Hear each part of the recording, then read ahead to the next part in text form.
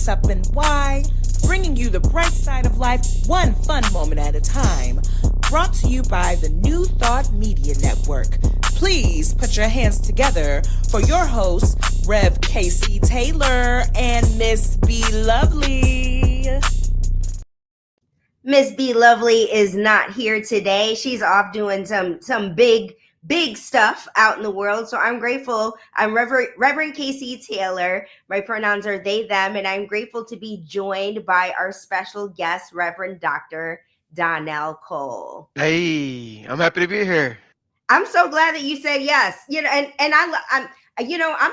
feel a certain kind of way that like you need to use some PTO to come on here, but I'm grateful that you keep saying yes to me because I really enjoyed having you as my guest co-host. Thank you for your yes. Yes. Listen, man, I'll take out time for things that nourish me. So it's not like I'm really missing money. It's just reallocating it to the right pot, you know? Yes, I love that. Taking time for things that nourish you. And when I said, Reverend Dr. Donelle Cole, what do you want to be our theme today? You came back right at me with things to leave, things to let go of in 2025. And I love that we started the show with you talking about leaning into what nourishes you. So I'm sure that's not what you're leaving behind in 2025. I'm being more intentional about that, though. I think this year has really challenged people to either overwork, like extra hard, grind,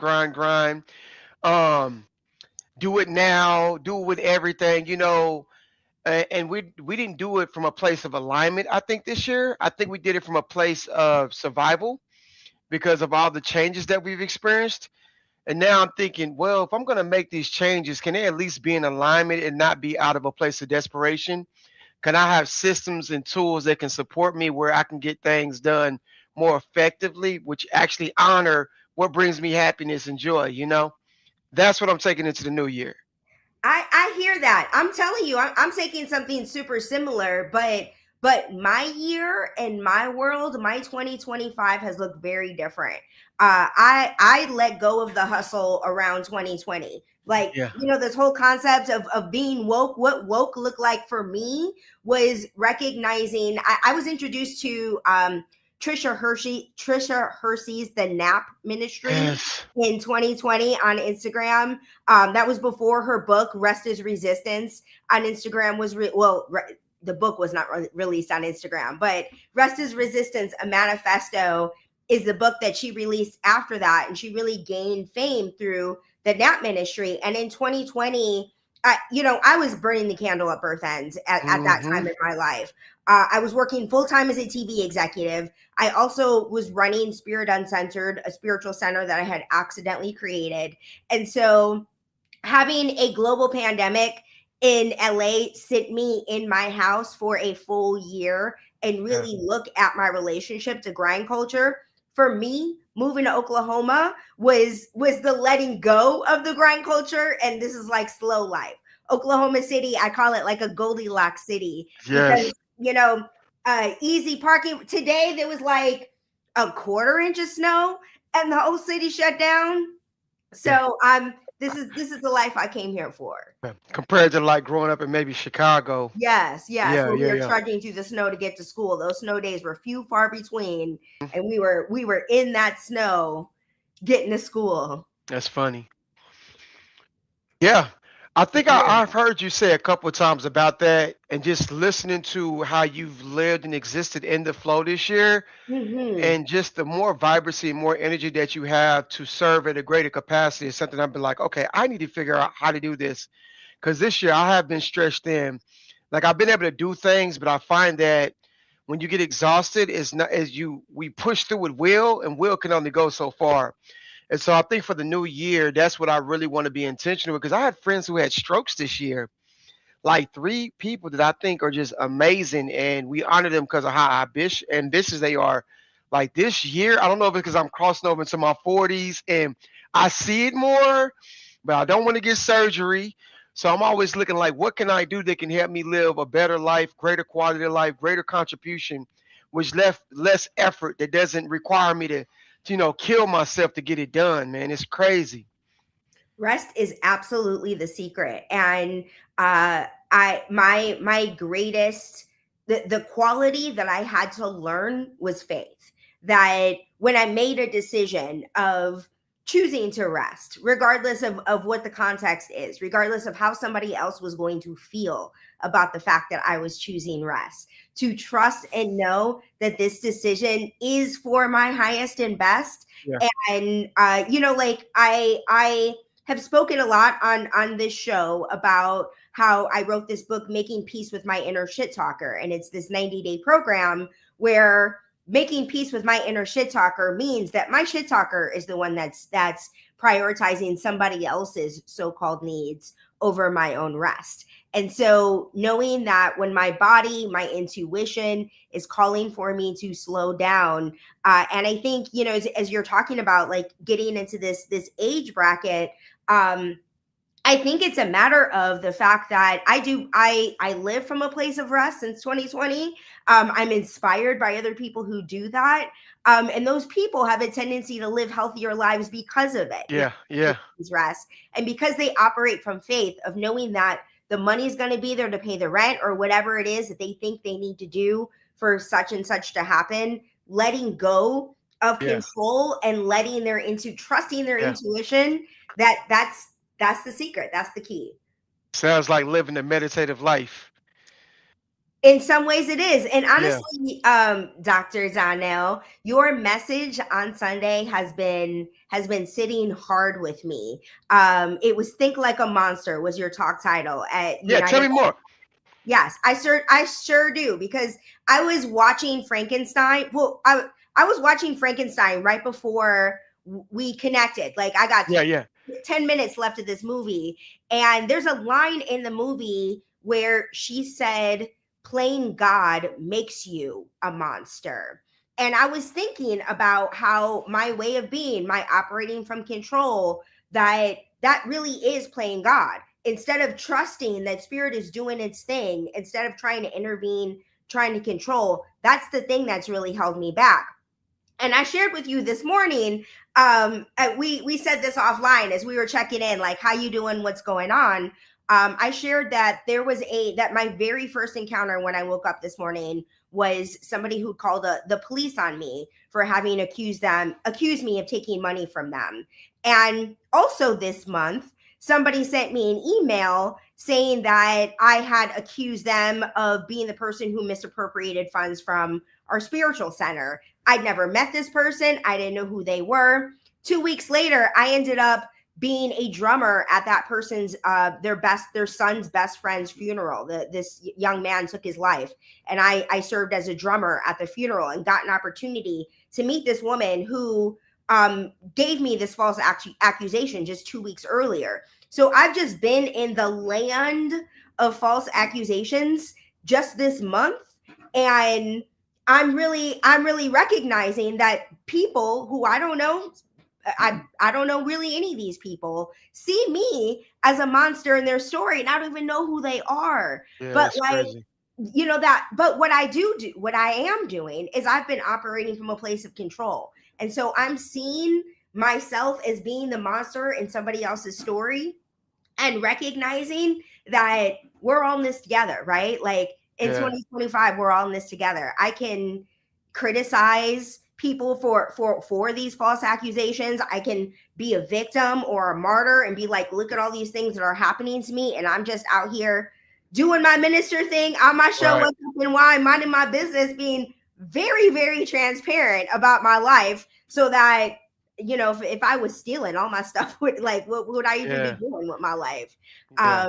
But it's really, what you said about, I've really been seeing how much of a monster that I show up, sometimes unaware. Like you mentioned Wicked, you saw Wicked for the first time, Mm-hmm. and Elphaba says no good deed goes unpunished. She has Yeah. this whole thing where she's trying to save the animals, but like, it's not hers to do. At the end of the day, it is not hers Right. to do. And she hurt all these other people and all these other animals in the process of trying to control the situation, which Yeah. I never looked at Wicked like that before until you introduced me to That's really Thinking interesting. Like a Monster. Yeah. It's really interesting that you said that because I remember wanting to go back and view it from the lens of her own context. because even her best intentions, although in her mind is right, is justified, she said what was right despite the system falsely accused in a lot of ways. And a lot of mistakes that she made weren't conscious, intentional mistakes. They were just things that happened, like cause and effect, right? She I had gotta go good back and intentions, but she she had the was trying best. to control. She Yeah, saw that the way that the animals were being treated in Oz, and she felt empowered. And we look at a story like Wicked, a hero like Alphaba, as somebody who's like a product of the system. But yeah. at the end of the day, and I feel like this isn't a big spoiler. It is. She doesn't learn some big lesson of I need to stop trying to control stuff. She does surrender, but not from a place of having really learned a lesson Hmm, of hmm. how all of her efforts of control aren't the way. Isn't Right. the lesson that she's meant to learn. And I don't know if that character ever really, like at the end of Act 2, really like has this Yeah, big lesson learned. You know what I yeah, mean? It's yeah. really circumstances. She keeps herself safe, but like um it isn't as if she gets her big aha Yeah. hero's journey moment of this is why I went through all of this and this is how I'm about to what I need to do differently or the impact that I need to make. Interesting. I Interesting. just figured this out. I've been a fan of Yeah. this story for 20 years and I'm I thinking never noticed. You know, I always identified with Alphaba, and in the ways that she is a monster, that aren't really touched upon in the story. And it's not the story's fault. Like the story is yeah, the story. yeah. But I never really saw myself as, you know, that all good intentions. What is the phrase about good intentions lead to hell? Hmm. Something like that. Yeah, Yes, the best of intentions lead to hell. I don't know. Hell yeah, was paved with the best intentions. I don't know. yeah, Something along those lines. But yeah, um, you know, it's about control and yeah. that lesson that's people perceive as monsters is somebody who thinks they're doing something nice, they're doing something kind, they're doing what's best for that other person, but in reality they're projecting their own ideas of who and what they should be.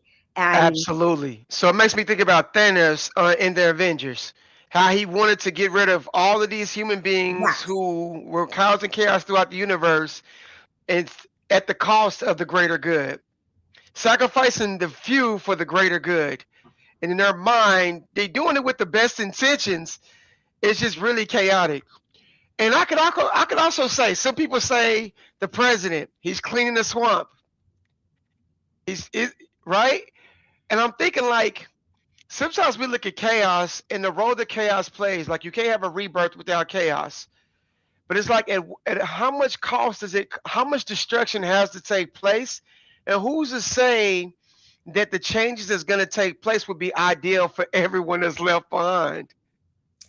I am going to. I really really appreciate that you brought up the president, because it's been really important to me not to focus on that individual Hmm. and to put my attention on the people who support the kinds of actions that he Right, takes. right, right, right, right. I was having, and this is, you know, our conversation about Monster and a Hmm. conversation Yeah, that we started that really kicked off on the Sunday before when I said I don't know how to deal when people who I love have values that severely differ yeah, from my own. yeah, That back in 2015, when I learned that some of my family members really supported Trump as president, I really led with concern for the immigrants in my life. The things that are happening to immigrants today were the things that I was afraid would happen back in 2015. yeah, The things that are happening to trans people, that was addressed in Wicked, where they needed special permission from the governor to yeah, travel. For that, Munchkins had this yeah, specific designation. Reminds me of how trans people had their yeah, passports yanked away yeah, with the stroke of a pen by executive yeah, order. Those were the kinds of things that I was afraid of when people who I love were supporting initiatives, government initiatives yeah, that were leading to the experiences that we have today. So I was coming at it from a very alphaba mindset of what do I need to do? How do I change this world? How do I look Yeah. out for the underserved, the marginalized? And I Yeah. was really leading with good intentions. And what I've learned, what I've recognized in 2025, I've learned in no other year but 2025, is that what it means for us to be on our own perfect journeys is that the way things are right now is exactly where they are meant to be. That Hmm. my belief that I, Casey Taylor, have to be the one to change the world is egotistical. It is controlling, it is manipulative, and it isn't trusting spirit. It's saying that I can play God better than God can play God. That's good. So this year has been a giant lesson in let them do them, which has been a big phrase, also been Yeah. cultural shift. I've been hearing Mel Robbins, I think, is who's credited for it this year. Let Yeah. them be them. A lot of people in my life are really operating from that standpoint. And I understand that letting somebody else be who they are is empowering them to be who they are. That me leading with my own agenda doesn't serve anybody, doesn't serve me, it doesn't support them, and it doesn't create a healthier, warmer place for Yeah. marginalized people in our Yeah. world. I think it's a twofold. I think there is a way where we look at what's happening and saying, what role can I create that can bring more wholeness to the situation? Right? It is debunking myths. It's to say that although you may see this on media, we all don't feel the same way or think the same way, right? It can say, I may not be in politics, but who can I serve who has agendas or motives that serve the greater good to create more protection? It's to say, hey, SNAP benefits are being taken away. What organizations can I bring extra food to, right? That can still serve the people that may be in our village despite what's taking place. So I do think, although that's going on as far as the political climate, I kind of like the way it's playing out. And some people are like, what do you mean? Right? I think that, we had to see it. Right? It's just like the P. Diddy documentary. One thing we don't like to admit is that we all have a little bit of narcissism in us. We all love this success because we've been bred in this culture that says success at what cost. It's very egotistical. But I think in terms of the Aquarian age, AI, innovation, genius, um, distinct characteristics that are very unique, not this conformist, right? We all have our different levels of existence. We're not the same. And I think that we all have something beautiful to bring to the table. But I think in order for us to truly understand what we need going forward, we have to understand what we don't want. And the only way for that to happen is to see it. So for the longest, this Epstein file stuff, like, even some MAGAs who may see it, a lot of them are like, who did I support? This person that they supported is not what they thought they were going to get for a lot of them. Some people that thought they was going to benefit from the agenda are seeing the true cost of what that looks like. So I think that we need to see that. Even within the monster, when I see the monster, I'm like, I always think to myself, as a collective consciousness, what aspects of that do you have in you? Bro, there's been times where you've made decisions and you're like, I don't care who this impacts. Because I'm just looking out for me and mine. We've been bred in that. Especially if you was raised in survival. You know that me and mine type. The only thing about it is you see the true reward of it does not fulfill.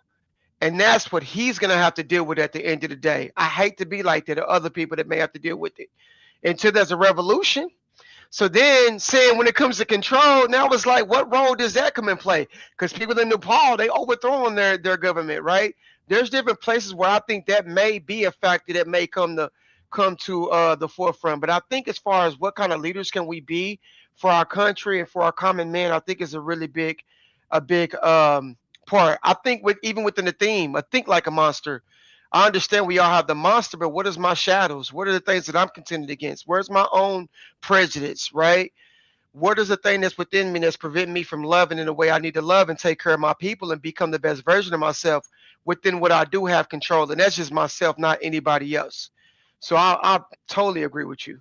Yes, yes, yes. And there are two things that I really wanted to highlight. That you started with this concept of what is mine to do, and I want to be super clear that when I say releasing control, it's about controlling other people. Oh, It's I not got it. about, I got right. it.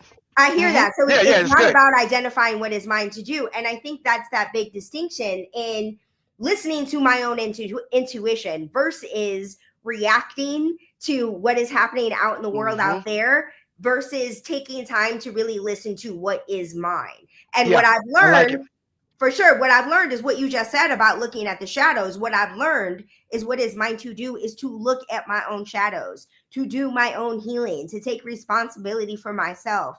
And the concept of being the change in the world has always resonated so much with me because that's the thing that I can do. I cannot change the world out there, but I can focus on me. And if what I want to, if I don't see what I want to see out there, I need to be looking at what's in me. Just like you just said about how people in our lives are a reflection of those qualities. What is it about them that that you don't like Bothers in it. yourself, that you Yeah, aren't looking at within yourself, that you aren't healing for yourself?